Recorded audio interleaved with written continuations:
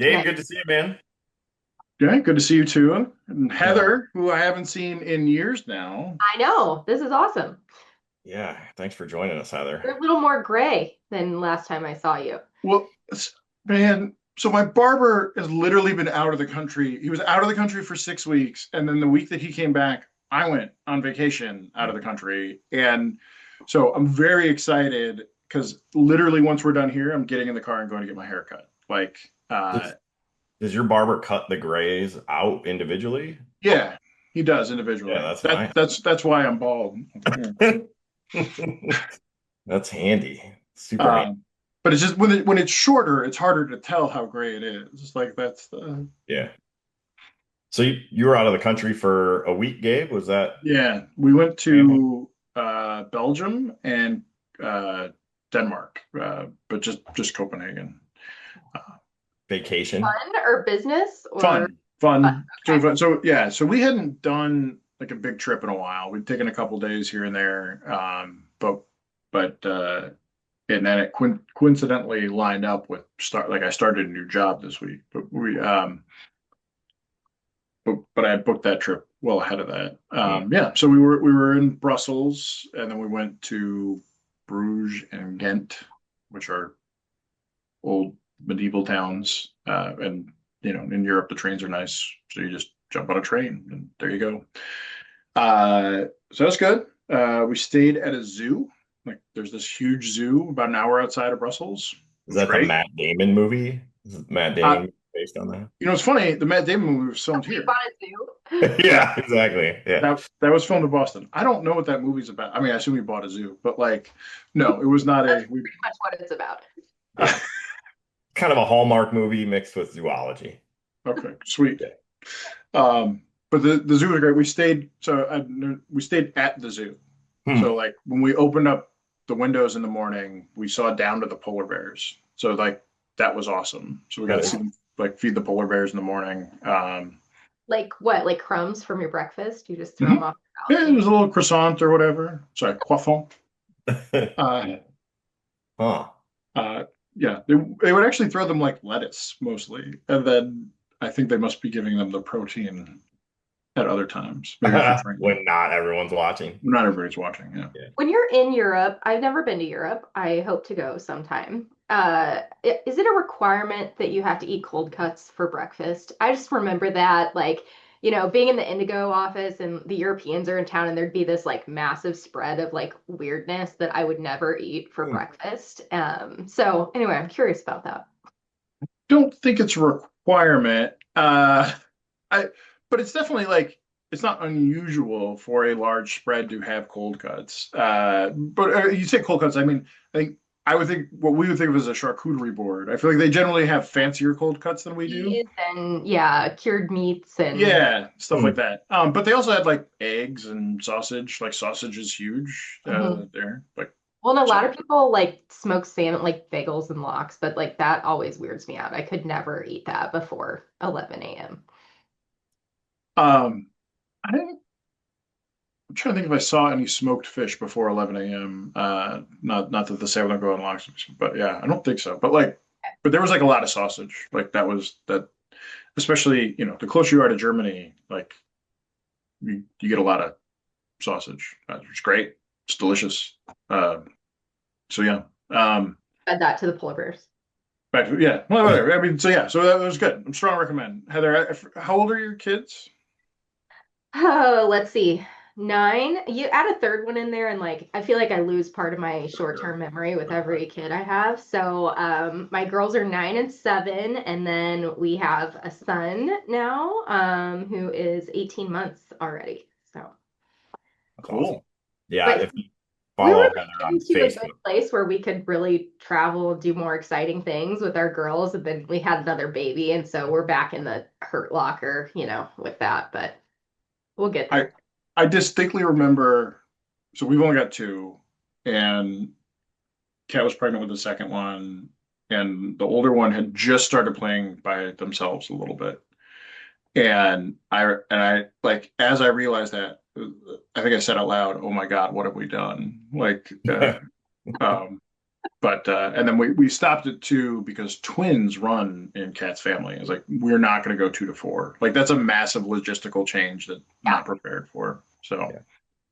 that was it. Yeah, 2 and through. She's got tats on her knucks. nice. The world's built for four, family of four. Everything's family of four. Once you hit five, it's trouble. Yeah. And everybody starts asking when you're going to get a minivan, and the answer should always be never. But Until you make the switch, Heather. Now I you can't. do it. Now we like don't need one anymore. So we were those people. We for sure were those people. And now we're like past it. Me and my wife drive around a minivan and our kids don't care about us anymore. So they're not with us, right? And it's hard to give up. It's just hard to give up. Here it's real functional. It's so functional. Like the door dings. That's the biggest thing. Like when you pull into a store and your 5-year-old just slams the door open into the next guy. Man, we just push the button. My kids don't even know how to open a door. So I have this old I have a 64 Corvair that we drive for fun. And just the other day, my 13-year-old gets out of the Corvair and just walks away and leaves the door wide open. Like I had to park it in the garage. I just let her out. I'm like, that's the world we live in. They don't even know that car doors need to be shut. No, I mean, speaking of the world we live in, so having grade school age kids in 2025, the dings on my car are not from slamming them into other cars. It's from their Stanley water bottles that weigh Oh, 20 pounds that they're swinging around off their backpacks and banging exactly. my car. So that's the issue I have right now, and a minivan's not going to help me with that. My girls carried more water to school today than I drank in the year 1996. 100%.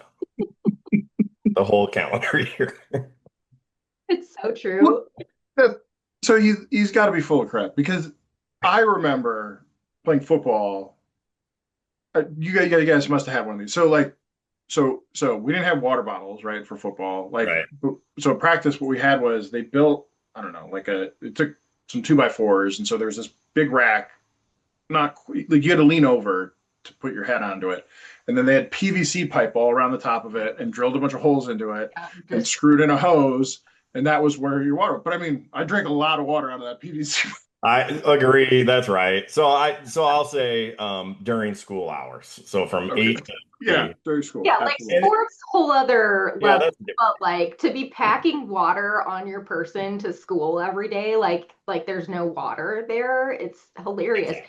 And my kids, which they're a little younger than Rodney's, but they don't know how to drink out of a water fountain. Most of the water fountains in their school are actually bottle fillers now. They're not like a your regular Mm. water fountain. But we were somewhere the hockey practice, I think, the other night, and Willow forgot her water. And I'm like, well, there's a water fountain, go drink out of it. And I'm like coaching her through how to drink out of this water. She's like trying to like fight. Catch it. It's all down the front of her. There's a puddle on the floor. I'm like, what is wrong with you? Yeah. uh, Ronnie, did I ever tell you about our bidet? No. No. Okay, so Hasn't I'm going come to start up and with we haven't discussed the I'm days on the I'm a podcast. strong recommend on the bidet, by the way. Yeah. So I'll fast forward to the end of the story and say like I, so there's 2 pieces of this, so and you'll realize why I brought it up when I get to the second. But first is the funny one where we were remodeling a bathroom. Electrician's like, "Hey, do you guys want an outlet by the toilet?" And I was like, "Why would we want an outlet by the toilet?" He's like, "Well, a lot of people are putting them in for bidets and stuff." And I was like, "Kidding me?" And I Yeah. was like, "No, dude, we don't need an outlet." And I went downstairs and talked to my wife, and I was like, "Hey, just so you know, like they asked about this," and I told them no. And she's like, "You might want to rethink that answer." Because it wasn't something we had discussed. I don't know that she had thought about it, but clearly, as soon as she heard that this was a thing that we could do, like it was a so one. So that was that. So I learned that we were in fact putting in a bidet, and so it was great. So fine, whatever. So I had to go through that whole process, which is also a shocking process because you can spend like $30 and you can spend literally $20,000 on a toilet seat. Like it's crazy. That's crazy.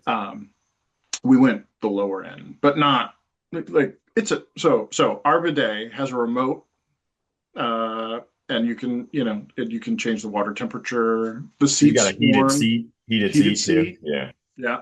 Hmm. The kids complain when the heated seat, when I turn it off when summer comes around. Like, I'm like, guys, it's like 78 degrees out. I think we're okay with a cool seat in Yeah. this scenario. But talking about forgetting, the other thing it does is an auto flush. So you stand up and it Oh, flushes. So my kids don't flush toilets. yeah. That's a Like, problem. That's a real and it's like, problem.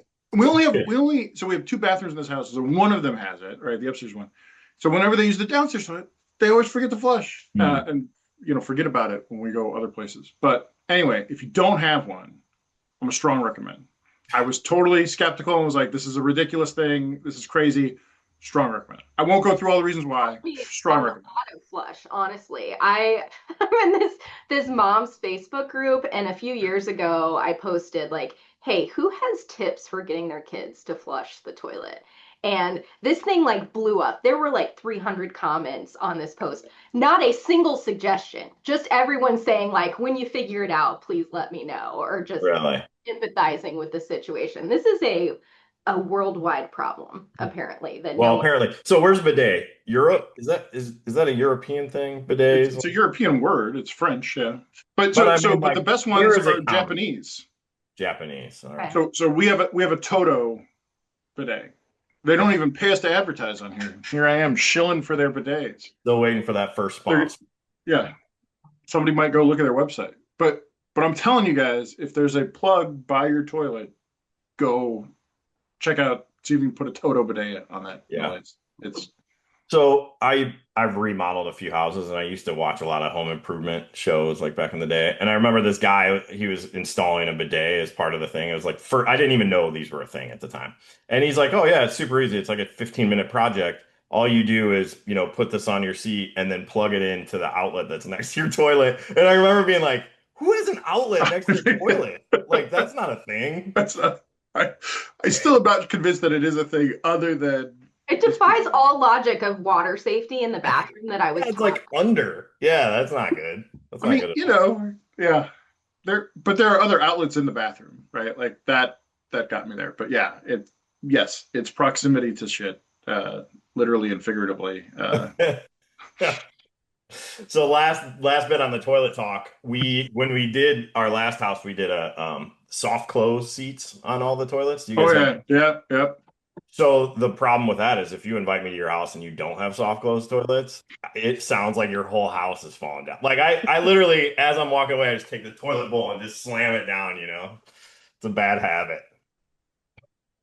When I realized there were soft close toilet seats, I immediately changed. Yeah, I've done that in 3 places now. Like I don't know. This is such a non-event upgrade. How does everybody not have this? Yeah, I Um, agree. It's cheap. It's no brainer. yeah. Heather Gieseke. I don't know. I didn't prep you much for this podcast. I don't know I if you. really should have asked more questions. Yeah, yeah. This is pretty much how it goes for the next hour or so. So Heather, I want to introduce Heather. Heather, I think Gabe and I have both worked with Heather at multiple companies. So I got to be on the Cargill team when Heather hired on as a trainee, right? You were a farm Yeah, marketer right out of trainee. college. That's right. I remember that's the first time I ever heard about B12. She taught us all about B12 back then to keep the energy levels up. And then more recently than that, we worked together at Indigo. So Heather, you're more on the sustainability side at Indigo. Is that right, Heather? Well, I mean, I was there for 4 years. I'd say the first half was on the grain marketplace side, and the latter half was on the sustainability Got carbon it. side. So I kind of saw, and biologicals towards the end. So I'm probably one of the few people at Indigo that worked on or worked in all three of those areas. Yeah, super Yeah. cool. And then most recently, just started a new company. I see it over your shoulder there, BounceAg. Excited to hear about that, Heather. I haven't. I've been following you on LinkedIn. I see your posts. I read your posts, but would love to hear more about what you got going on there as well. Yeah, for sure. It's been fun. Gabe, what's your experience with Heather? You guys cross paths for sure at I the mean, CRM side, right? yeah. So my initial experience with Heather was as she was the trainee FM, right, and a farm marketer, and then eventually she joined our business, right, on the CRM side. Oh, Um, I didn't know that. You mhm. were a CRM. All right. Yeah, like I don't know, I was with CRM a couple years. So I started out as a trainee in Northern Illinois with you, Rodney, and then I took on my own territory for a year and a half, 2 years in Central Illinois, and then switched over to CRM. Man, Gabe, I tried working with you forever and you hired Heather? Heather, just so you know what he's referring to, I tried to hire that idiot like at least twice. And back then there was no remote, and the man refuses to leave Dwight. Correct. Um, And I so will say, like, that is the most I have traveled in my entire career was when I was with CRM. It was like 80% of the my time was on the road. I'd leave on Sunday night and get back on Friday. And I mean, I was a young professional at the time, newly married. We didn't have kids, so it worked. But ultimately, why I left Cargill was just I was ready to slow down on the travel, but learned a ton. pretty reasonable. And, like you're not traveling to amazing destinations. You're going to like, middle of nowhere, North Dakota or Nebraska, anywhere there's a grain elevator basically was where I was traveling. And awesome people. It was a really fun job. But man, if I rolled into a town and I could find a Hampton Inn and a Subway, I was like, living big. That was a big deal. Yeah, and I you were probably driving, not flying, right? You were driving everywhere. Yeah, for the most part, I was driving just because, most of those places there's nowhere couldn't convenient fly. to fly. Yeah, you Yeah. can't. Right. Yeah. I when I used to go to Missouri, right into like Sikeston, there was like some really small regional airport. So I'd fly into whatever and then get on literally a prop jet to fly into Sikeston. One time I flew into Decatur from Chicago. Really? Nice. I forget why I was, but that was literally like being in the back of a van. Like it was the weirdest flight I've ever taken. Like it was like the pilot. I could touch the pilot's shoulder, Yeah. and like there was room for maybe four people in that plane. Yeah. I yeah. Anyway, some people were talking about a rural part of Pennsylvania the other day, and like, oh man, but there's like a pizza place, and oh, and I was like, guys, you're not scaring me with this. Like, A pizza place. That sounds yeah, I fantastic. was like, oh, okay. Casey's? Was it Casey's? Yeah, exactly. Probably too far east to be a Casey's. Maybe it's a Sheets or something. I don't know. They probably would have been more excited about a Sheets. We had a few weeks ago, we had Catherine Glowinski on the podcast, Heather. I don't know if you cross paths with Catherine at Indigo, but one day I was in her area teaching people about kind of the Midwest, and she off the cuff asked me what the best pizza in Dwight was. And I said Casey's. And we just left it at that, and that was it, right? But like 2 days later, she followed up with me. She's like, "Hey, you buy your pizza from a gas station?" And I'm like, "Yeah, I guess it's a Midwest thing." Yeah, it's good. So good. Yeah. Breakfast pizza? I mean, ugh, can't beat it. I went to Farm Progress Show last week and I was feeling the vibe. So I stopped at Casey's, got a slice of breakfast pizza, and bought a Powerball ticket. It just felt, it felt like the thing to do. You got to do the combo. Yeah. What'd you do at Farm Progress Show? Just walk around, or did you have something going on there? Yeah, I mean, it was mostly just catching up with it's farm shows. It's really about networking, right? It's like everybody shows up and you're in one place, and that rarely happens in ag. And so you just kind of catch up with people, see what there is to see. I've been to, I don't know if you know this, the Farm Progress Show is actually the reason I ended up in agriculture. Like, that is the turning point in my career in ag because I didn't grow up on a farm. And anyway, I kind of Well, started how did you learning. get to the first Farm Progress show then? Well, great question. So, great question. Funny answer. So, I was the county fair queen in Macon County, Illinois. So, Decatur is part of Macon County. I grew up in a small town just outside of Decatur. Hmm. And so the county fair queen, and part of your job as the county fair queen is to support and represent different ag related things going on in your community. And that was the first year that the Farm Progress Show was held at that, what's now a permanent site in Decatur, Illinois. So it was a really big deal for the county. And so they had me kind of set up there serving as the, official hostess of the Farm Progress show. And they stuck me at the Growmark booth, and I think I was selling bracelets, like support the troops bracelets to raise money for that. And so I was there for, several hours one day selling bracelets with my tier on and just making conversation with these guys from Growmark that were working their booth. And to me, I mean, I grew up in a rural area, so I knew what farming looked like. But to me, agriculture was like just that. It was farming, and you had to be born into it, or it didn't seem like a career path because I just didn't have that awareness.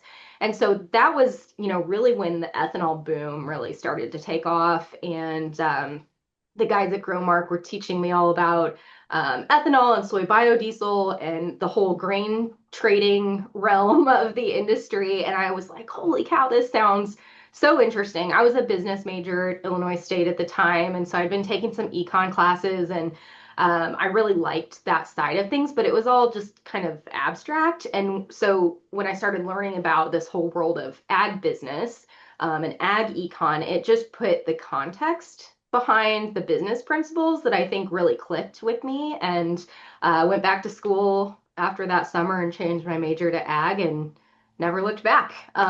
So anyway, all thanks to the Farm Progress Show. That's Had awesome. a pretty nice little career in ag for the last 20 years. I'd never heard that story before. That's Yeah. That's awesome. awesome. That's Mhm. awesome. Yeah. What year was that Farm Progress show, Heather? You remember? That would have been 2005. So literally 20 years ago. Yeah.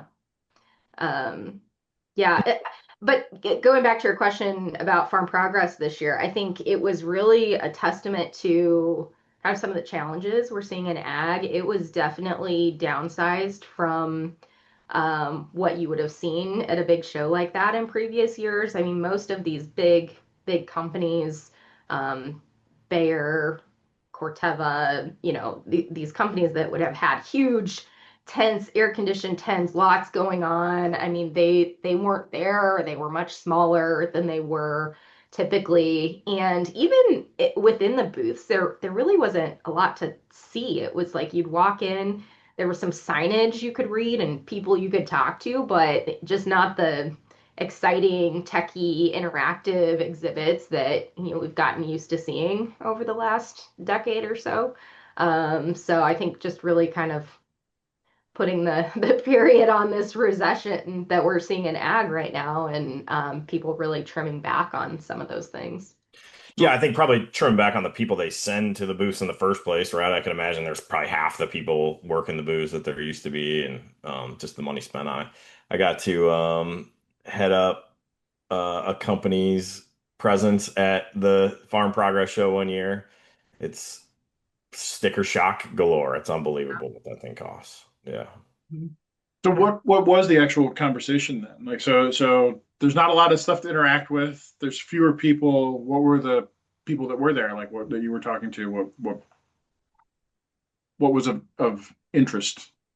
I mean, I think the equipment is really the biggest draw. I mean, for people coming to the show, it's an event that you show up to kick tires and check out equipment. So that was probably the biggest draw without any of the other things going on that you would typically see. A lot of people from the industry are there just like me to network and see people they know and reconnect and, grow whatever your business is. Finding opportunities to chat one-on-one is the best way to do that. So that seemed to be, the main drive. Definitely, some politics infiltrating the show too, some discussion about term limits and carbon pipeline. There were several groups there sort of protesting carbon pipelines, and so there's a little bit of that you see too. Hmm. Was there anything cool, or was it? I mean, you're not going to get auto steer every year. So was there? I mean, not was there? Did it all feel incremental, or was there anything that kind of felt like it might be a step change? No, it all felt pretty, it was kind of disappointing. Like there was nothing exciting. Nothing that I was like, wow, I'd never seen that before. I hadn't heard about that. So yeah, Well, you got a good day for it at least. the weather was beautiful. Yeah. I mean, if ever there was a year to go to Farm Progress Show, this was it. It was so nice. Yeah. No rain, no mud. So Heather, can you talk like what are you doing with BounceAg? Like what what are you doing?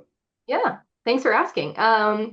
Well, I started BounceAg back in January. I was with Indigo for 4 years. Kind of took a work break to have a baby after leaving Indigo, and I was doing some consulting with a large firm, which was great learning experience. Kind of a good initial lean into what it looks like to be a consultant. But I really just kind of had this pull to be able to do it on my own just because I could choose the things that I wanted to work on. And so I think what was interesting timing, so I was my position at that consulting firm was eliminated at the beginning of the year, just like a lot of people in ag experiencing that downsizing right now. And I think that was really just the nudge I needed to go out on my own. And I had several friends that were like, hey, I don't really know why you weren't doing this yourself to begin with.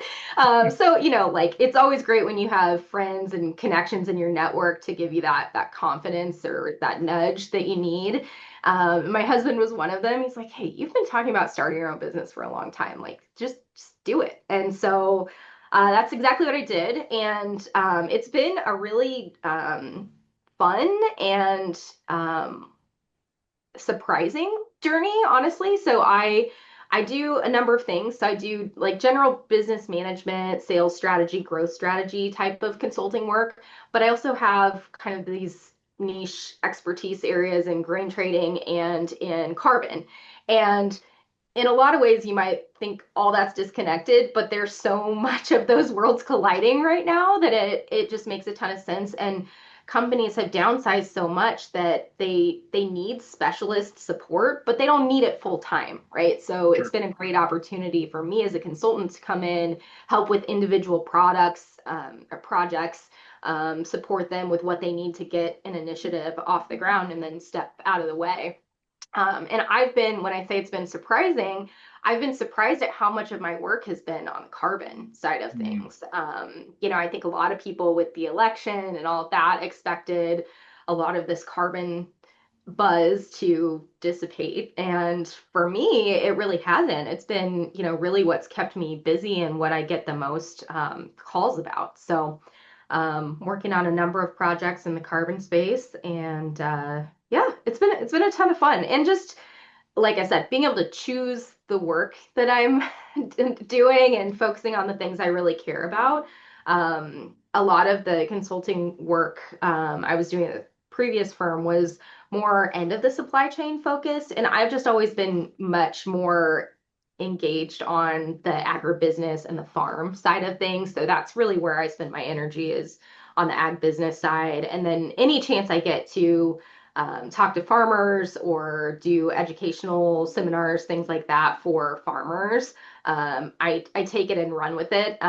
Farmers aren't what keeps the lights on at Bounce Ag, but I think it's where the most amount of support is needed right now from a sustainability standpoint. So, like personally, I'm very passionate about helping evolve that education and understanding of that side of the market right now. And your consulting that you're doing on the carbon side of things, is that mostly or all agriculture companies and agriculture related stuff? Yeah. Yeah, and I think one thing I underestimated, maybe I always knew, but it's one of those things, something seems so simple in your head, you assume it's simple to other people, but just the power of translation, in that taking something that seems so complicated over here and putting it in really simple terms that people can understand and embrace. And I think in the carbon space, everybody in the industry has just been so afraid of it because there's so many technical aspects to it that live outside of ag. And so that immediately feels scary. It feels ominous. Can I trust it? is it going to last? Is this something I should really invest any time in figuring out? Because, maybe I think it's just a flash in the pan or it's politically driven or whatever the case may be. So being able to serve the industry in a way, I know the outside of ag pieces of carbon. I know the inside of ag complexities associated with it, and being able to be in the middle of that conversation and help both sides embrace one another and figure things out. I think that's a huge value that I've brought to the table. But honestly, I mean, you guys can relate to that, right? The translation piece. It's like when you're talking about futures and options and all of those things, it's like these feel like scary concepts out there, but when you break it down into simple terms, people get it and they're bought in, right? But you shy away from things you don't understand or that feel complicated initially. So when I first so I did consulting work. I don't even know if I did consulting work. I interviewed with Indigo over like a 3 month period. Not because the guy that I ended up working for, they were like trying out different interview methods. But it got to a point where he's like, "Oh, we want to hire you," and I was like, "Well, you haven't shown me a job yet. Like, what do you?" And so he gives me this job description that was basically they wanted to hedge. They had price exposure and they needed a hedge, and I was like, "No, thank you." And he, I don't want a job where I'm going to sit in the corner and hedge like that. That's like tying my shoes. And so what's funny, like, it just reminded me of that because obviously I worked at Indigo for a number of years after, knew them really well. They're like, man, we thought you were so arrogant when you said that. Like, 'cause it was like, that's what it, like, that is like the easiest part of anything that I've ever done in because that's all I've ever done, right? Is the trading stuff. And so, yeah, it is funny how that works. Like, because yeah, Team at Indigo that was looking to hire someone, that felt like a really complicated thing. They need to hire some Sure. serious muscle to come in and do this work because they just didn't understand, right, how simple of a concept that can really be. yeah, Yeah. yeah. So Yeah, translator, that just resonates with me so much, Heather. For a long time I've been t like kind of telling people that that's what I do for a living is kind of translate, complicated things to farmers, or I worked a lot on the scope 3 type initiatives at Indigo, and it was like you had these super smart scientists and policy guys on one side, right? And then agronomists on the other side, and then farmers and companies. And it was like everybody was speaking a completely different language. And it was awesome because like you put a generalist in the middle, right, to be a specialist. I certainly didn't know the science. I'm like not doing crazy derivatives like Gabe can on the future side of things. It's like this generalist thing that kind of connects the dots. So yeah, Yeah. hey, Rodney, totally. what's scope three? So like I'm a generalist, Gabe. I think you just got burned on your translation. I mean, I can try, but Heather, how about you tell us what scope 3 is? I bet. Yeah, great question. So when a company is doing their greenhouse gas accounting, they're basically breaking that down into three scopes, scope 1, 2, and 3. And the reason why scope 3 is like a buzzword in ag right now is because that's all of your supply chain emissions. So if you're General Mills or you're a ethanol producer, right? So much of your emissions are tied to your supply chain, tactically the corn that you're originating from a farm over here and turning into Cheerios over here, that has emissions from the actual production of the corn to the truck that it's hauled in and to the processing plant that turns it into ingredients or an end product. And so a lot of companies right now are looking to reduce their scope 3 emissions and doing that through a number of methods within their supply chains. And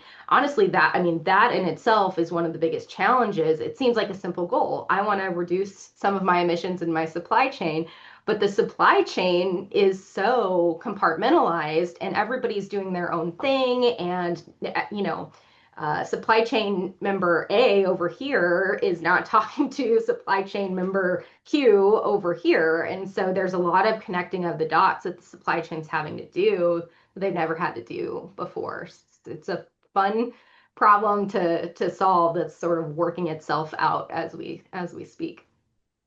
Yeah, and has been working itself out over like 10 years, right? Is that about the time frame we've been kind of dabbling in this in I ag mean, anyway? like you go back to like initial conversations years ago about identity preservation, right? Like it kind of starts there, and blockchain was a big deal, and all of those things. And I think where we're at now is we're in a situation with carbon where the asset we're trading is not like a physical kernel of corn. We don't necessarily need the physical traceability to a kernel of corn or to a field, but we need the data to translate to everywhere it's gone. And so it's really a data puzzle, a technology, a software, accounting puzzle that we're trying to solve as an industry.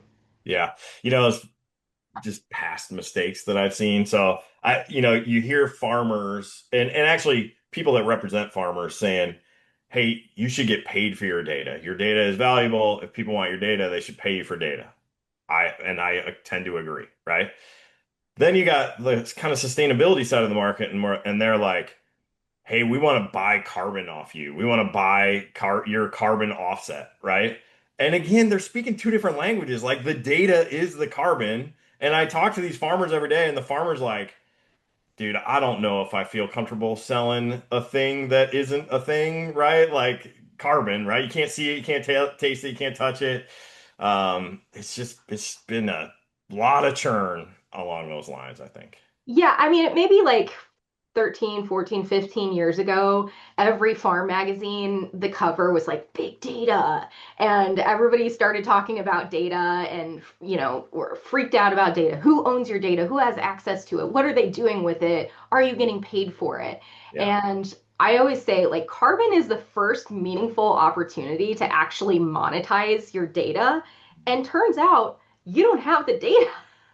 Yeah. um, to do that. And I mean, I think that's been a big learning curve for early adopters, early adopter farmers in the carbon space is sort of this realization that all this data they thought they were hoarding or being calculated with who they shared it with, they don't have the right type of data or it's not organized in the right way to be Yeah. able to translate it into an asset that could be sold. And so, I think that's a huge learning moment for the industry to say, okay, like let's think a little bit bigger about what data we are collecting. Should I be collecting more data than I am today? Right. And then what am I doing with it? How am I organizing it?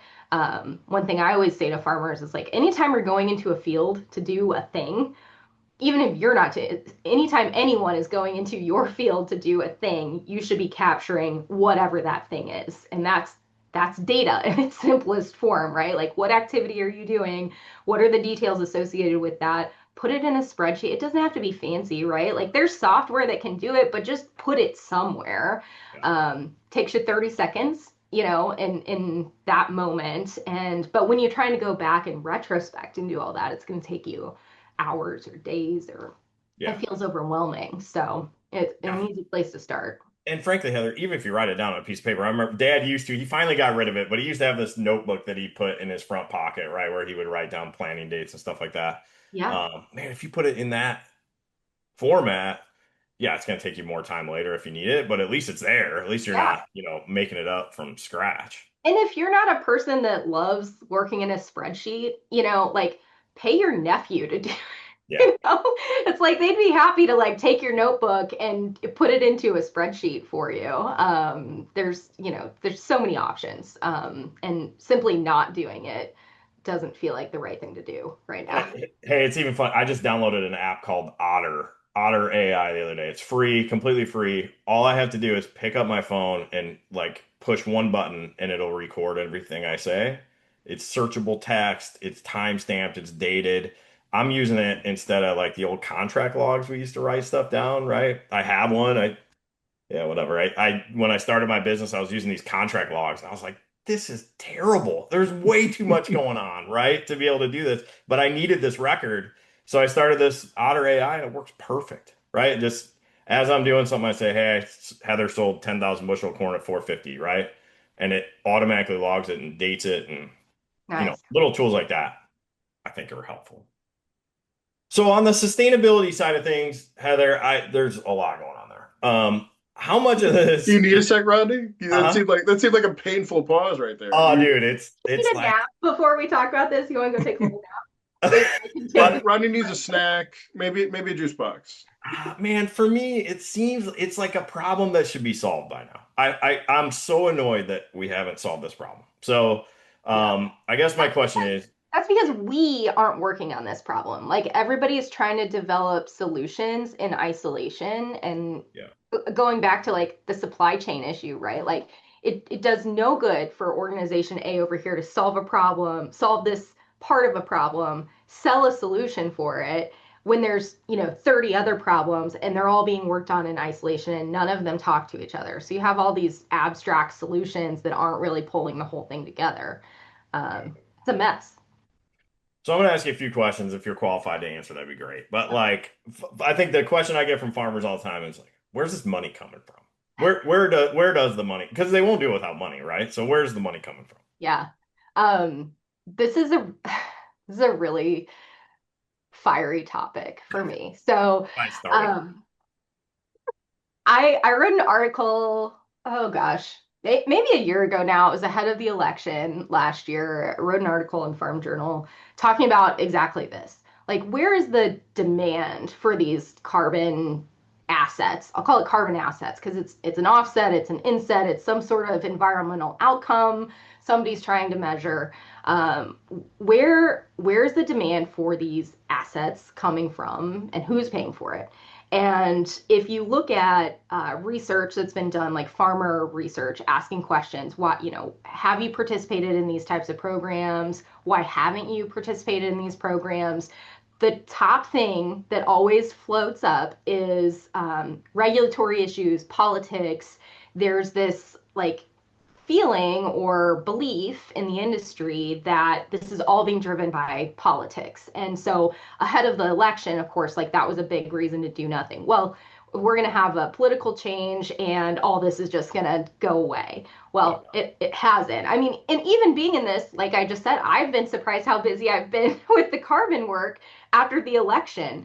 And the reality is, some of the money is coming from the government to support regenerative practices that in turn draw down carbon or reduce carbon emissions in some way. So there is some of that. There is government support for that. That's climate smart grants, NRCS programs that have been around forever. Those are those types of programs. They're trying to help enable farmers to make practice changes that are environmentally friendly. Great. So that's great. That's really a catalyst, but not a driver for the sustainability market. The main demand is from these corporations that are looking to make greenhouse gas reductions in their greenhouse gas accounting. And they're doing that because their board of directors wants them to, their investors want them to, they have corporate sustainability goals that they're aligned to, or they've actually set things like science-based targets where they have to actually, publish what they're doing to reduce their emissions and how far they've come in terms of meeting those goals. So there's accountability there. You can't just throw out some sort of statement, hey, we're going to reduce our emissions by X% by 2028, or, we're going to be carbon neutral by 2030 and not do anything about it. And so a lot of these companies put out these goals and now they're trying to figure out how do they actually accomplish them, right? And it turns out it's a little harder than everybody thought it would be, which is fine. We just have to work together to figure that out. But that's where that demand is coming from. Companies that either need to purchase offsets outside of their supply chain to offset some of their emissions. I mean, if you're flying an airplane, you can't reduce your emissions enough to, be carbon neutral. You have to offset that at some point. So that's where the offset market comes into play, or at least one example. Insetting is what happens within your supply chain. So those scope 3 emissions we talked about, how can you reduce emissions from your supply chain to draw down that greenhouse gas emissions number in your corporate accounting? And so that I think is something that the industry has been watching for a while and excited about, because that translates typically to a premium for your grain, for a lower emission grain, which feels a lot more comfortable, right? Like as an industry, we're used to that. It's like a specialty program, right? Whether it's non-GMO or it's white corn, you get a premium for that specialty grain. This is kind of the same thing. You're getting a premium for regenerative practices that you've used, that this company can quantify and use to their benefit. So significant opportunity there for a farmer that has access to those programs, but those programs are pretty few and far between right now. And so it's an exciting opportunity. It's just not scaled yet. Right now, the biggest, the two biggest opportunities farmers have to capitalize on regenerative practices are carbon offsets and government programs like NRCS or programs like that are in their area. Those are the most widely available. Not to say there aren't insetting programs, there absolutely are. They're just very micro in nature. And then there's 45Z. So Yeah, I would have thrown where worlds 45Z into collide, that. right? I would have thrown 45Z into that. You segregated it. Is that because it was an afterthought or? It's because this 45Z is what gets me fired up. Oh, all So right. This is about to get Of interesting course, then. It also gets me where does the fired. money come from gets Heather fired up. Now 45Z. I mean, yeah, well, no, I mean, I think 45Z is great. Don't get me wrong. I think it has tremendous opportunity for the industry eventually. so what is 45Z? Like I think carbon offsets or assets is hopefully straightforward enough or Yeah. general enough term. 45Z, really specific regulation or opportunity. What is 45Z? So what's interesting is 45Z is of all the things we just talked about, 45Z is the newest. It's also the one I feel like farmers are most familiar with in terms of like the name, right? Like if you say 45Z for, oh yeah, I've heard of that. Like there's awareness about 45Z. What it is, it's a tax credit for biofuels producers. So what it does is it pays biofuels producers for getting their CI score, below a certain level. CI Great. being carbon intensity. Carbon intensity, yes. And so when you're, doing your greenhouse gas accounting, you have to quantify the amount of emissions that, your facilities, there's emissions associated with the production of ethanol. There's emissions associated with the corn being grown, the seed being grown before it even gets to the farm to be planted. So all of those things have emissions. And so the carbon intensity is really a measure of the carbon emissions per output, whether that's a gallon of ethanol or a bushel of corn or whatever the thing is. But And I'm going to call upon it. It's worth noting CI scores are across all fuel types. So we're talking about specific in ag, but one of the struggles on the carbon side is a lack of standardization and regulation. Don't know that CI scores are actually regulated, but there is absolutely industry standardization there and like a known pricing differential that's publicly available for different CI scores. So yeah, it's a framework to operate in that's way more comfortable if you're an ethanol producer than trying to figure out what carbon credit is going to be worth or how you're going to generate it. And so it's a I will say one of the things that's probably encouraging about it is it's finding a different framework to operate under that's, like you said, it's more familiar to folks, especially those on the energy side of the business. And so when people are asking where money's coming from, like in energy, CI score has been a source of money for, I don't know, 10, 20 years now, yeah, right? It's probably not 20 years, but like certainly 10.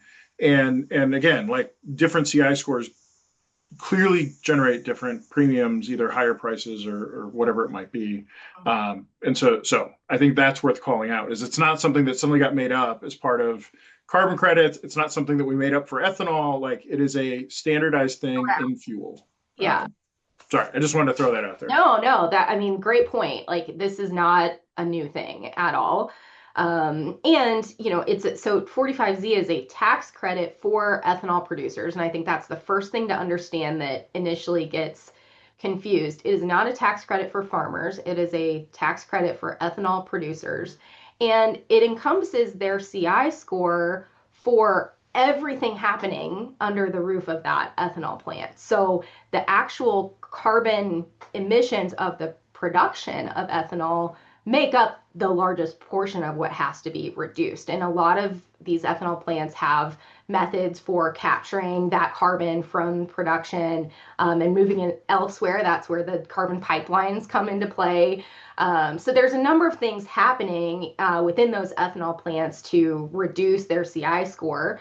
The grain origination is a small part of that. And so the opportunity for 45Z for farmers to date is unproven. It hasn't happened yet. It's sort of this idea or this promise, a lot of players in the market are making about the future opportunity of premiums for grain to support 45Z programs. So basically, an ethanol plant has to say, okay, great, in order to get to this CI number, I need to reduce the emissions of the corn that I originate by X.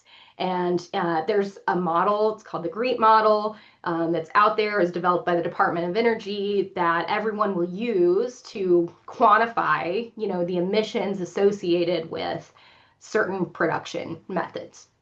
Okay, so when these companies set up these programs, then a farmer can choose to participate in it, potentially get a premium. We have no idea what this actually looks like, but there's a whole lot of folks in the market right now that I think are spreading what I will call propaganda around the immediate value or like immediate actions you should take to be able to participate in these programs. The reality is, if you're not in an area with an ethanol plant, you're not delivering grain that's ending up in an ethanol plant through a local co-op or something, you're probably not going to see opportunity from this. In 2025, right? Or in Yeah, 2026. yeah, in the near future, right? You also really don't need to be concerned with especially paying for any kind of service that is going to calculate your CI for you right now. If and when a program pops up in your backyard that makes sense for you to participate in, that pays you a premium, they're going to calculate your CI at that point through their own Right. tools. They're not going to want your CI score. They are not going to care less what your CI is. And even if it's with a reputable company, that may not be the company or the tool that they're using to do that. So just like pump the brakes. You don't need to do anything. You certainly don't need to pay anything. And then going back to our data conversation, there are a lot of companies right now sort of preemptively saying, hey, share your data with us. We will calculate your CI score for you, and then you'll be first in line when these programs come about. People, that is a data grab. Like, you are getting no immediate value for sharing your data with these companies.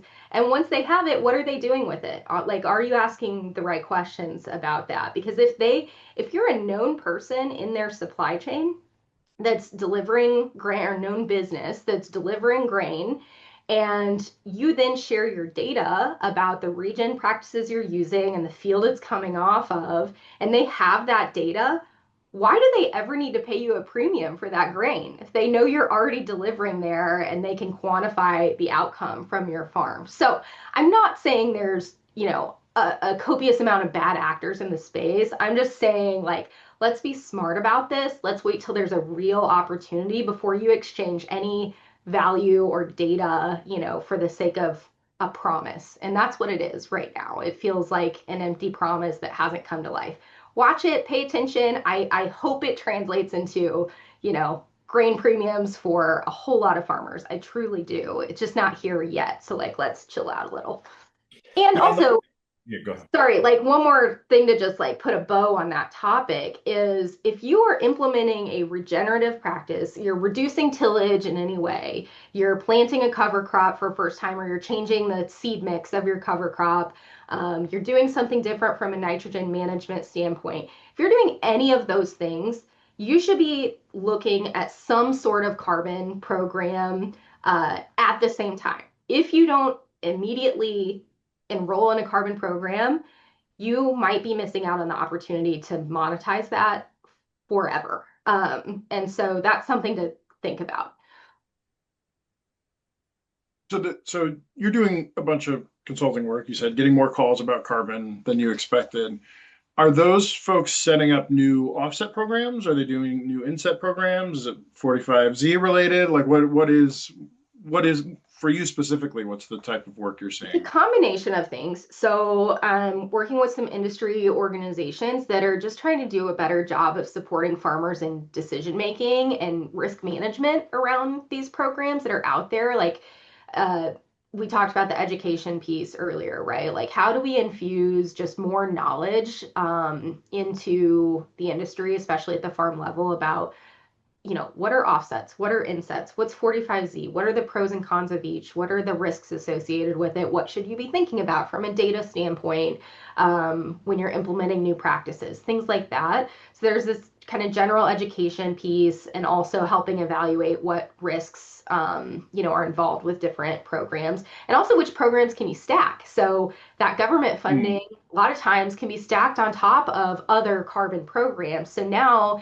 you're getting money for your carbon offset over here, or some premium grain program over here, and you can, add in NRCS funding on top of that, or like an RCPP for a watershed in your area, something like that.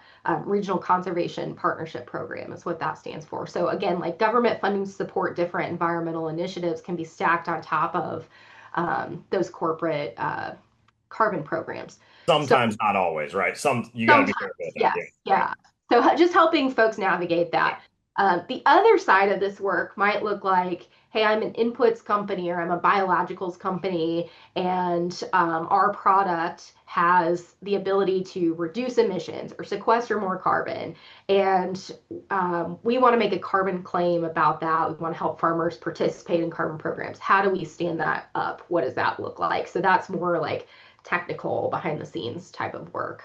And then also, I'm just going out and doing a lot of education. I would say like the biggest group of folks coming to me right now from the industry are ag lenders and farm managers that are like, hey, we don't know anything about this space. And the farmers we work with are asking about this, landowners are asking about this, and we want to be able to answer their questions and sound smart. And so just supporting them and understanding the full scope of all the things we've been talking about. Yeah, super cool. I want to keep you fired up about 45Z because I'm also passionate about this. So I think the thing that gets missed on the 45Z deal is there's like the carbon intensity of the plant itself, right? Plus the carbon intensity of the feedstocks that they're buying. So in ethanol, it's corn, right? Um, so what we've seen so far, the carbon pipeline is it's pretty easy. It's pretty like if I pay money, if I'm an ethanol plant, I pay money to put in this pipeline or do whatever I need to do to bury this carbon. There's a calculation out there that says every what are we burying? Pound, grams, kilograms, tons, tons. ton, Yeah, every ton of carbon you bury, you essentially get this kind of straight line tax deduction, which I think makes sense and is super clear. And the ethanol plant can control that, right? They can decide what they do, what they don't do. The second you add the farmer side of things, you like make that chain so long, right? So as you alluded to earlier, a lot of times that grain comes through a co-op or something on the way to the ethanol plant.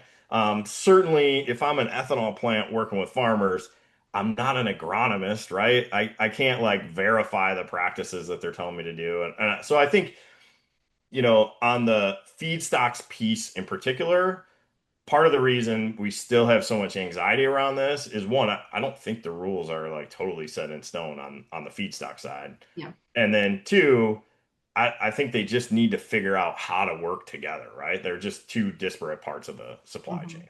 And how much of the origination is important for them hitting that overall goal? Can they do it without Without that it. piece? Um, I mean, I still remember, Heather, you touched earlier on the back in the aughts, like the big ethanol subsidies that came through then, and everybody's like, oh, these are like, and it was supposed to be a farmer subsidy, right? Like we're going to give the subsidy to the ethanol plant and it'll go to farmer. Absolutely did not happen, right? yeah. Certainly at time, but I mean, origination ultimately is a different problem than how to send through the subsidy. It factored in terms of, well, okay, great, we've got more to give here, but I think very rare was the time where it was like a straight line. Yeah, we've got that subsidy, and we're like, this is our subsidy program, so you're going to get a 10-cent premium because of whatever. And it, That's where this all gets super weird. So, like, if I'm a farmer in central Iowa and ethanol plants went up in 2005 or whatever it was, Right. right? So Uh, now there's 5 left. Yeah. yeah, I agree. They definitely did not get a premium. Nobody said, hey, 10 cents because I'm getting this credit. But didn't they get like better basis in that area? I mean, didn't it result in a So better so margin? look, ethanol plants tend to drive better basis in general because of the way they run their origination process, right? Like and so they pay for different things. I think ultimately, so your Iowa example, sure, right? Like, well, I say sure because they're competing against other ethanol plants, and so they're all competing that same way. But if you're the only ethanol plant, or there's two of you, and you're mostly competing against other more whatever non-ethanol demand, like it's still a supply demand question. If I don't have to pay you more than I'm paying you today, why in the world would I pay you more? That's right. Right? So And so yeah, I so agree. So I so think my what question happened? is, yeah, What was yeah, go so ahead. what that turned into the macro was that's the reason 40 went up because those subsidies, right, caused a bubble of ethanol plant manufacture because they didn't have to put the subsidies back down into the farm. And so that led to a gold rush on the ethanol side, which is why a number of the ethanol plants went down, right? And it is what it is now. But I would call that a demand-driven policy. Right? They implemented a policy to drive demand for corn, right? I would say they implemented a policy to drive demand for ethanol. Ethanol. For ethanol, which in turn drove demand for corn. I mean, it was corn Yeah, it growers totally that was, changed the formula, right? Yeah, I agree, yeah, right? Well, yeah, but it wasn't obviously there's supply chain impacts, but this is the problem. Like people pay what you pay them to do. yeah. So 45Z, you're getting paid to generate ethanol with such and such a CI score. Like that's what you're getting paid to do. You have, as Heather hit on, you have multiple tools to address that to get to that point. And so maybe some of it goes to the farm, but it is not a farmer subsidy, Correct. as you've all said. It is not a demand driven policy to create more corn, like or more demand for corn. Will it ultimately? Probably, because you'll probably get more ethanol production than you would have otherwise. There'll be more demand for the things that go into generating ethanol, but it starts to really diffuse, right? It's not a straight line by any stretch. And Well, if so you're looking at reducing your carbon intensity, the path of most resistance is the direct to farm path for that. That's right. Like that is the hardest problem to solve. And so if you're an ethanol plant, you're looking at every other method that's going to make a bigger impact with less effort first. And then solving for that later. Maybe by the time that gets solved for, the tax credit's gone. I mean, and that's the some of the challenge with a lot of these carbon programs that have popped up. Many of them were funded not by corporate money, like we talked about earlier, but by climate smart grants. And Right. so it's really important to understand like whatever program you're choosing to participate in, where is the money coming from? Is it coming from a corporate initiative? Is it coming from demand on that side of the house? Or is it being subsidized by the government because that's not going to last? And then what? So yeah, you got a paycheck for a couple of years from a program, but now that's gone. And we're actually seeing that right now with some really strong programs that were out there, but they lost their climate smart grant and now they're not paying farmers. And so it kind of leaves you stranded and wondering, okay, what can I do now? Can I do anything now? Um, Yeah, so I kind of have two buckets in my head for these. And one is policy driven stuff. So 45Z, there's like a program out there that, ensures that the money, if I'm in this program, the money flows down to me. I think, some of those climate smart things would be in that. Then there's a voluntary program, which is, hey, Nestle just wants to lower the carbon intensity of the corn that they're, or whatever product they're using. Um, how much of the market does that make up, Heather? Is that a growing thing, a shrinking thing, or what's your thoughts? I think it's been pretty static, and I say static because of how complex it's been to grow those programs. And this is part of the reason, I'm working with some industry organizations on this because we've been thinking, I mean, you've probably done this, Rodney. Like you walk on a farm and like the moment like any mention of sustainability comes up, like farmers just cringe, like it feels like it has this, that word, it pushes this emotion of like something's being pushed on me, like the government's forcing me to do something, somebody's in my business, like it's just, it doesn't feel good. It feels like something you have to react to rather than something you should embrace. Yeah. And I think carbon is a really interesting shift in that because it's really an emerging market now, and that's how we should be thinking about it. We should be thinking about it as an emerging market, just like a non-GMO market or an organic market or a white corn market or like any number of specialty markets that have evolved. That's how we should be thinking about it because the demand is there for carbon offsets globally. It is there, whether from voluntary markets like the US or international governments that are requiring it. And so the market's there, but are we going to be in a position to provide the supply that they need or embrace the market, help grow the market? And so a lot of these organizations in ag are now changing their tune and saying, yeah, like we want to be the place that companies go to when they're looking for carbon offsets, especially nature-based solutions. We'd rather that money come to ag than forestry, or direct carbon capture, some other place where you can buy carbon. So we've got to turn the corner there and help the market start to embrace that and build that supply. And only then will it grow. Because right now we're really hard to do business with. Man, for what it's worth, step one, I think here is not calling it sustainability. I like you've used the word asset a few times, and I use that all the time, right? You farmer, you have an asset. That's different than sustainability. I was just at a guy's place the other day, and I mentioned sustainability, and he got fired up just like a lot of farmers do. I wasn't trying to talk him into anything, but he pointed right to the sign on the wall, and it said like his farm established 1848, right? And he's like, that's sustainability. Like carbon is not sustainability. It's like, cool, right.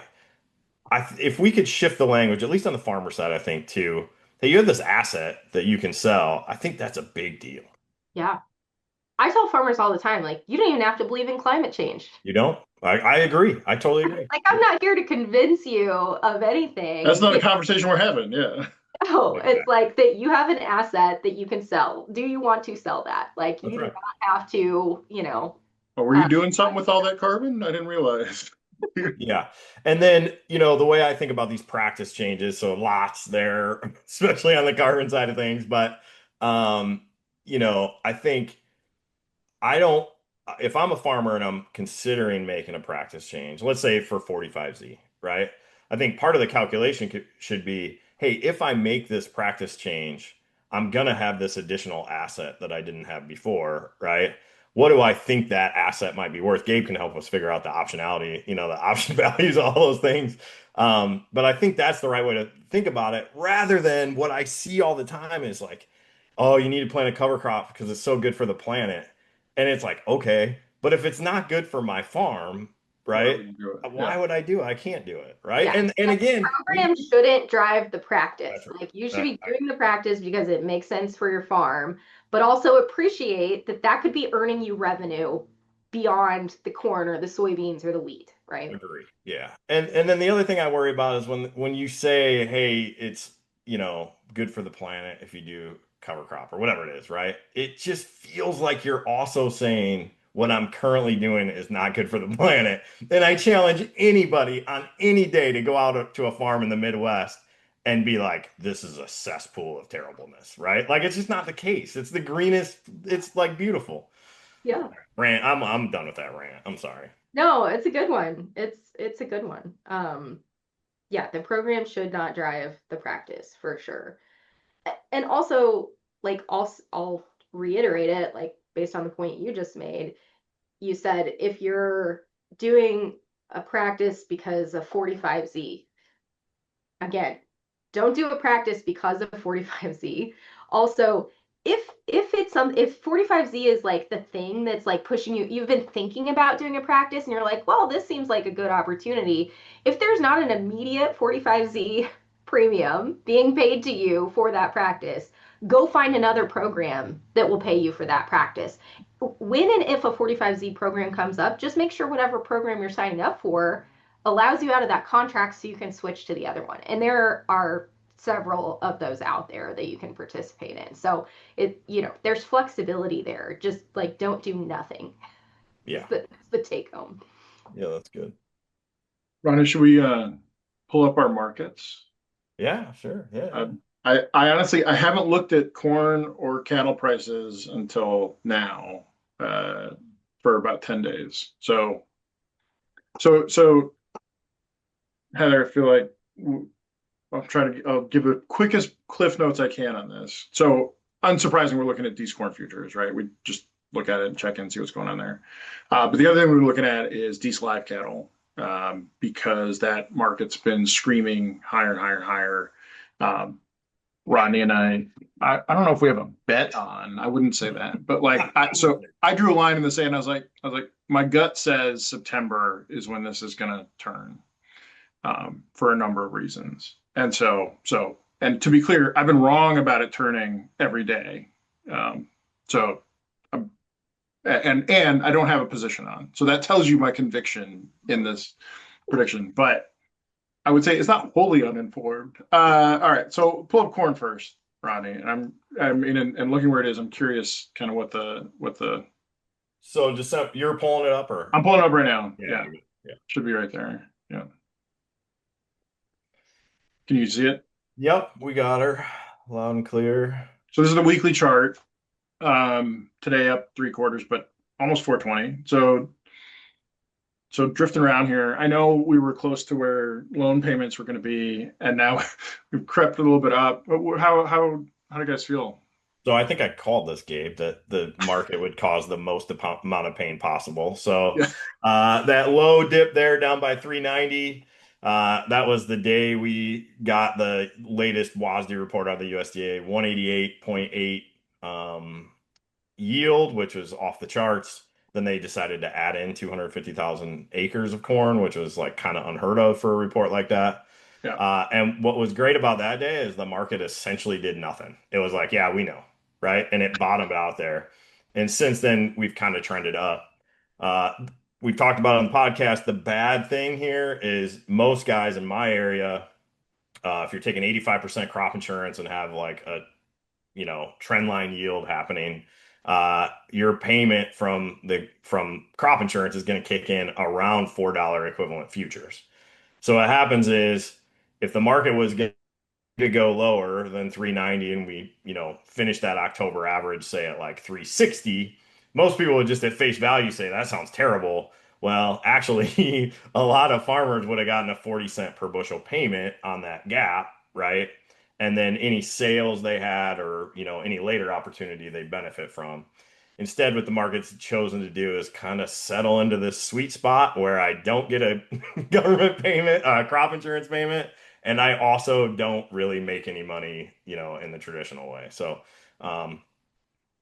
yeah, that's kind of been the reaction. I'll tell you, I think that being said, I think most people are happy to, have some confidence that we've maybe found a low on corn here and, have some opportunities. The other thing I'd say that's not on this chart, but gigantic carries in the corn market. So if you have storage space, last I looked, East July was trading like 35 cents. You tack a 30 or 40 cent basis under that. A farmer that has storage can pick up, 65 or 70 cents if he can hold it till July. I was listening to a market outlook from a company that I will not name at the Farm Progress Show last week, and he was recommending farmers sell cash for fall. Yeah. Feels like a bad recommendation if you've got storage. Well, I'm sure it was for guys that didn't have storage, right? I mean, God, I would hope so. Yeah. Yeah. Yeah. But like, what's the conversation? I mean, yeah, okay, if you sold nothing and you have no choice, right? Like maybe do some of Sure. that. But it was just like a blanket recommendation, like you should just be selling it. And so the old, you know, farmer grain trading mentor in me was thinking like, what's the bigger conversation here around like a solid diversification strategy for your corn well in advance so that you're not in this situation, right? Where this is your first sale of the year. Was the high for December, did we hit that back in like February? We hit it back in May of last year. Okay. So I've got queued up here because exactly that point. You remember Nate Brovitz, right? So Heather, I don't know if you knew this, but like Nate's actually one of the most disciplined grain marketers I know. Like as Okay. a when he puts his farmer hat on, so he consistently starts selling. He started selling next year's crop. I mean, it was probably like what 3 or 4 months ago. And he doesn't, but he pieces into it. And as he put it, well, I just got used to being stupid. But like, uh, but obviously it's not, right? It's a super disciplined approach and is about making transactions that are profitable for the business and recognizing that he's not trying to hit the highest price. Yeah. I've got queued up here to look at 20. But yeah, that you're right. That is the if you're feeling bad right now, like yes, you need to deal with what's happening right now. And so it sounds like Rodney's saying, lock in the futures, but if you've got storage, look to roll delivery out to July. Is that I mean, that's so lots of logistics and money concerns in between there, but yeah? for sure. Hey, on the high of December corn, so the contract high is actually around 580, essentially way back on the day Was that it it came on the board, right? So it's okay? So two and a half. okay, so the day it was listed, Yeah, if you were that exactly. aggressive, so And then that must have been like 2023, 2022. let's see. I forget how early they list them now. Yeah, that would have been so the high was listed on April 28th of 2022. Okay, so if you were prescient enough to sell 3 years in advance, you're good to go. Three and a That half feels years. that feels aggressive for It does most. feel a little aggressive. It's a Feels bold move. feels aggressive. Hopefully they But were like, focused. let's think about that. Between last year's harvest and now, what Yes. was the high? Yeah. So between Yeah. last year's harvest and now the high was in February. Looks like Okay, it was like four got it. 479 and a half. Yeah, 479 and a half. that's right. Yeah. So Now, the thing that people have been saying about this corn market, so February crop insurance is guarantee is calculated in the month of February. So that went on when that happened. The February average came in at 470.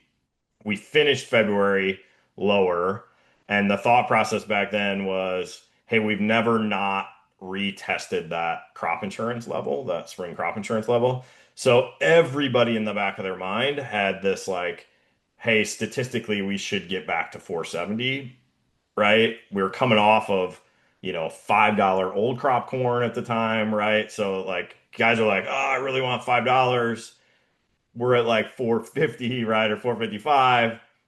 But man, I think if I could get back to 470, which I'm super confident we will, this is Rodney back in February talking, or March, super confident we will because all these reasons. And then we just never got there. And we did a slow bleed out lower, which is actually the most painful way to move. That slow bleed is just awful. You miss this stuff, Heather, on a day-to-day basis? You miss having these conversations? I do.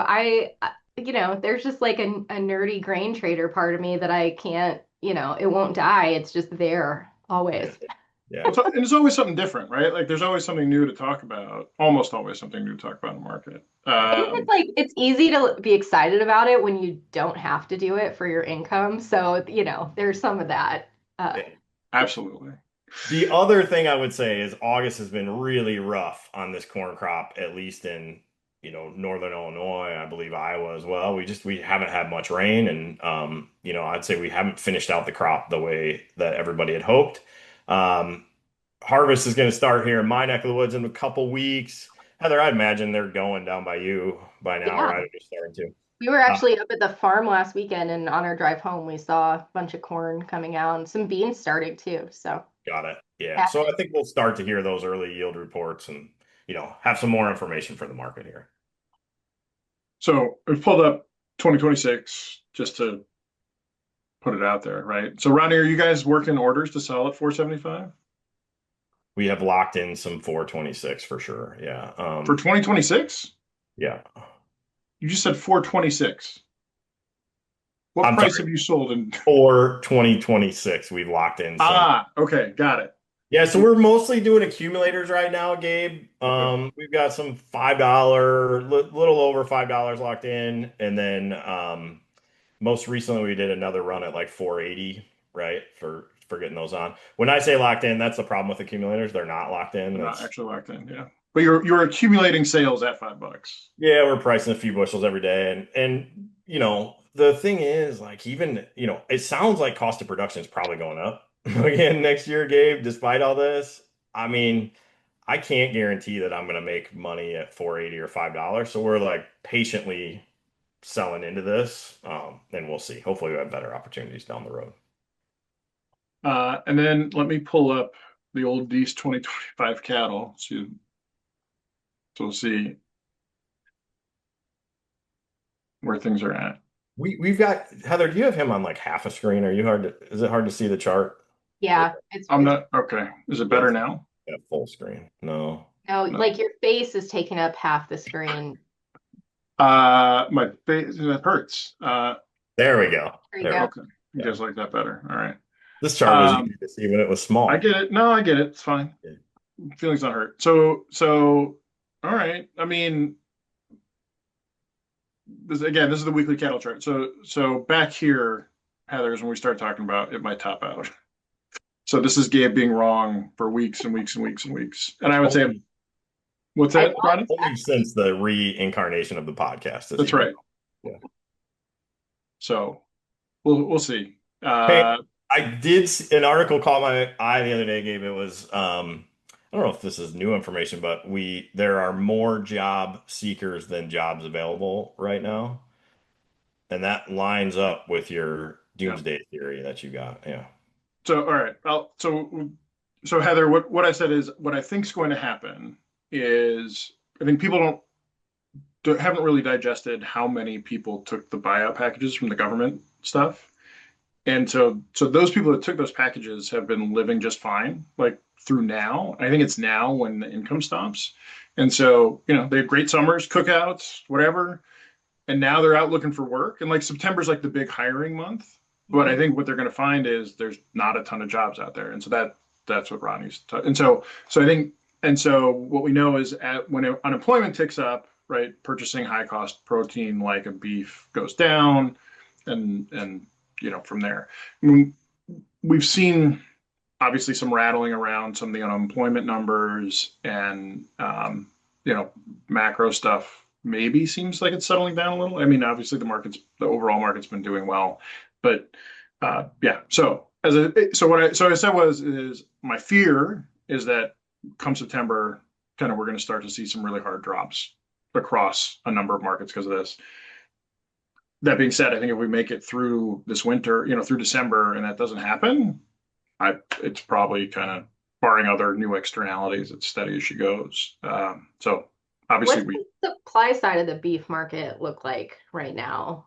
Because I mean, I mean the story is that it's still constrained, right? But my limited understanding of that conversation is a little foggy, just because people keep comparing herd sizes, like, and they go, oh, like there's not, but they don't talk about actual pounds, and so the animal, and this was another insight that Nate gave us, is that just the animals they're able to bulk them up a lot more than they used to. So similar to yield on other crops, right? The yield on cattle has gone up. So it's probably still undersupplied, but not as drastic as people think. The other thing that Nate shared with us, he runs a cow-calf operation, a modest cow-calf operation, but when he talked to other folks, other peers in that space, talks about the fear that they have. So they're been operators for a long time, but it's very much a similar feeling from his perspective as what he felt like as a row crop farmer in 07, 08. And so that tells you, like, there's a lot of anxiety, like, again, like you said, there's this excitement because this income isn't driving our livelihoods. And so you look at it and go, God, they must be thrilled, right? They're buying new trucks, they're whatever. And but it's not, right? It's very much the stress of like, good God, I don't understand why we're this high. How high is it going to go? Am I going to be the idiot that sold at 235 and it goes to 270 or something? And like just it all feels very uncomfortable and not built on fundamentals. And so that supply story, again, not being super well informed on it, but my gut has a little bit of it feels like a backfill in terms of trying to um, justify it as opposed to it actually being a fundamental story, right? It's like looking for reasons as opposed to being the reason, if that makes sense. Heather, Yeah, when was the last time you ate steak for dinner? Like a steak? yesterday. Yeah, see, they're consumer demand off the charts. It cannot be stopped. But we get it from the farm, so Yep. like I'm not buying it at the grocery store, so that Yep. feels different. Yeah. Right. My brother-in-law raises beef, so different pain felt there versus paying for it at the store. I also wonder too, I mean, I was Beth Ford from Land O'Lakes put out an article a couple weeks ago just talking about kind of the crisis in farm profitability right now. And I think the stat was something like 15% of farms will be profitable this year. Yeah. And, so part of me wonders too, like there's a lot of grain farmers that have a cattle hobby. Yeah. And, so how much of the pain that they're feeling on the grain side of the things is impacting their ability to, go in heavier on the livestock side of things when that feels like more of a gamble year to year, Yeah. typically. So I wonder about that too. Yeah, that's right. Yeah, again, Nate shared with us like he is seeing a lot of folks who either didn't have operations or had really small ones like lever up to get into this side of things, and that's another piece of what makes it feel bubbly. Mhm. But again, it may not be, right. Like the rationalization may be real and the demand is consistent. I mean, even if it stopped, even if the demand didn't grow from here, like yeah, I mean, these prices are like almost 2x what normal prices, Yeah. or certainly they are 2x normal Yeah, I prices. was gonna say that might be low. Yeah. So Heather, on the sustainability side, so Bounce Ag, right? In closing, Bounce Ag. Heather loves sustainability. Like she's all sustainability all the time. So No, no, no. But so yeah, we should on the do. carbon asset side, But on the sustainability side of things, if you would talk to us about how you if you could sit down with a farmer, maybe a grain company or an industry, player, and maybe even some of these people on the voluntary side of the market. And I'll add government policy into this. Like, what would you tell each of these folks as it relates to this stuff? Well, I would tell them they're all talking over each other right now as a starting point. So, like, we've got to start speaking the same language or, putting the right folks at the table that can help translate, I think, is a starting point. The other thing I would say, like, to the ag side of that table is what I mentioned earlier. Like, we've got to quit treating this like, it's an ugly stepchild and treating it like it's an emerging market and an opportunity to make money because it absolutely is.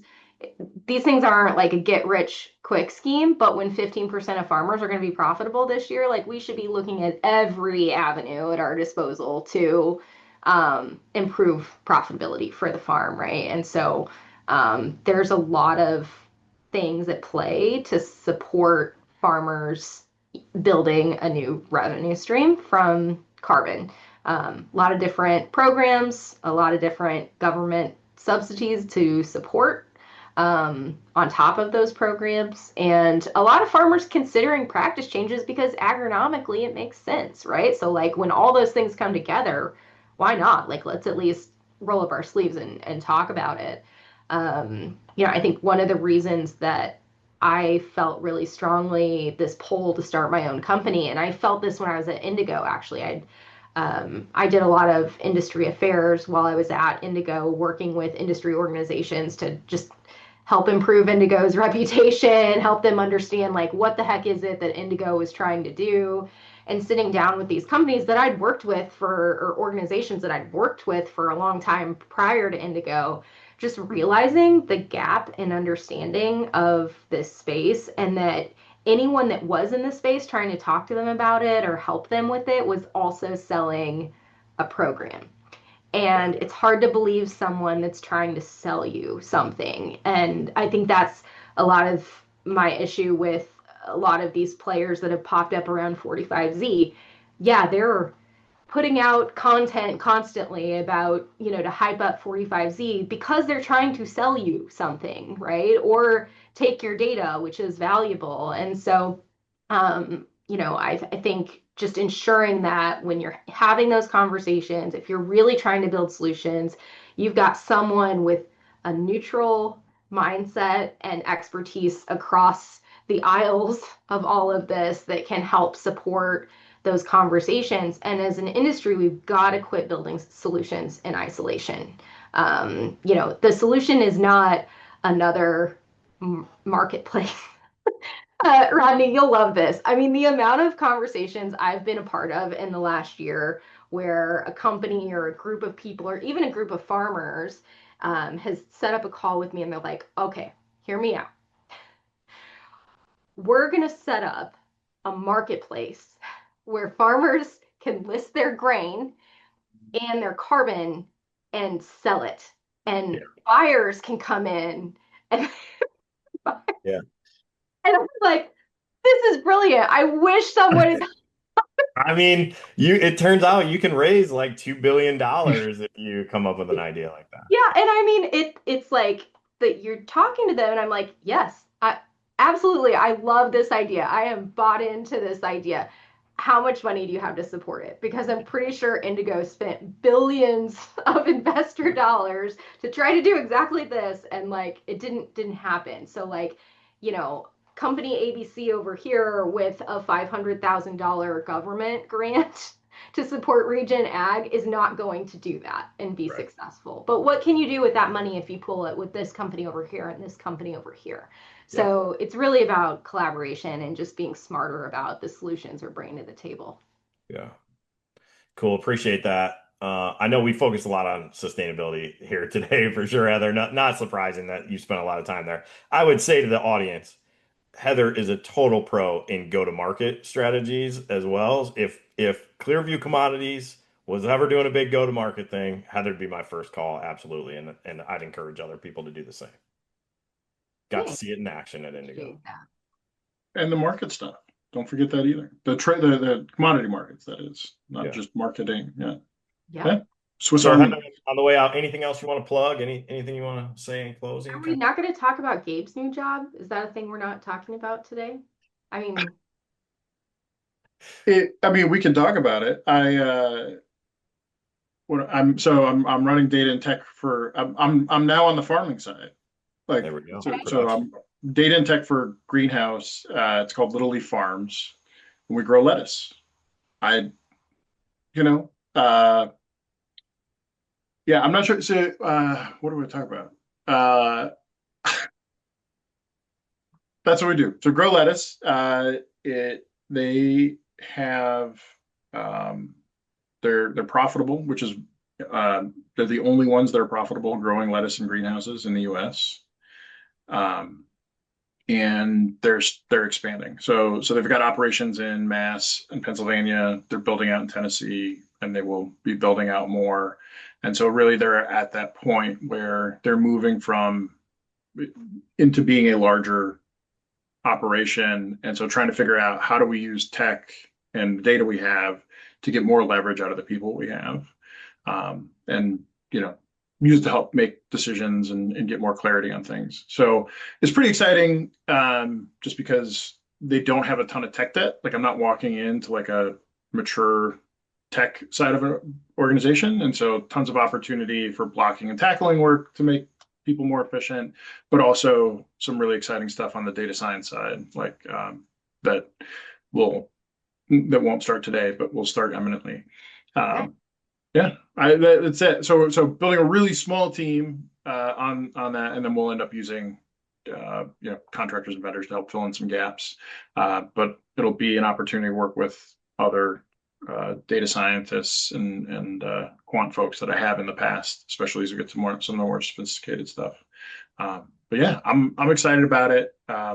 The people there, really care about their work. Like that's always like a nice thing, and these days more important to me to find is like the passion and excitement, like genuine excitement around doing what they're doing. Yeah. It's a very healthy environment to be around. So excited about that. Plus the lettuce. I get free lettuce. I was gonna say, do you find yourself eating more lettuce now? No. No. And so Heather, so I'm on GLP meds. So my appetite looks more like a normal person now, as opposed to what it normally looks like.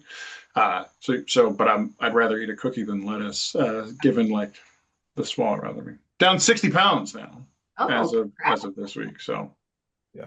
And really, we're both just biding our time until some gigantic sponsor comes in and sponsors Drift and Return. And yeah, as soon as that happens, right, Rodney and yeah, we'll do a daily podcast at that point, I think. yeah, we'll just live stream like 2 hours a day. That's right. So well, so kind of the last minute here, I have a funny story about lettuce. So, well, it's not exactly about lettuce. So my husband works in ag, and he works in chemical distribution. So he sells, all the basic manufacturer stuff to ag retail, and occasionally ag retailers will take him out to visit with a large farmer that's doing something new. And one day he just absolutely got his butt chewed because he called a farmer a grower. And the farmer said, I'm not a grower. Growers grow lettuce. And he was just Mm.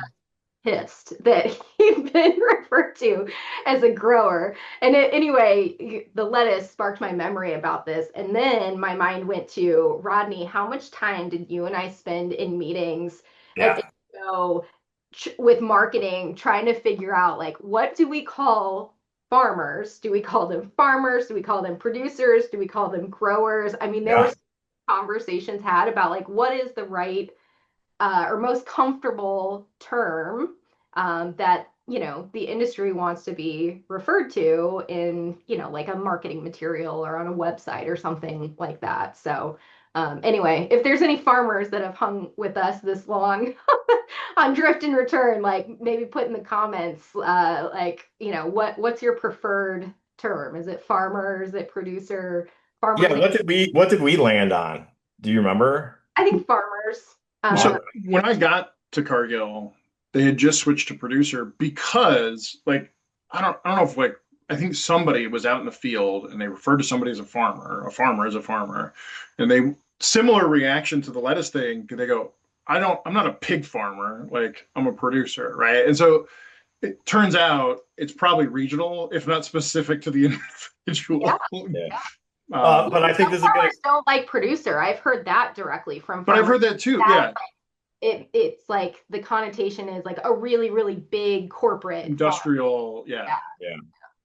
I think that's a good thing we should do. So give us your comments, video, or we do have an email address. I've been frantically looking for it. We've never gotten an email to this address yet, by the way. Well, Ronnie also hasn't ever checked the emails. We don't read But I'm looking at it right now. All right. Drift and return at clearviewcommodities.com. That's and is spelled out.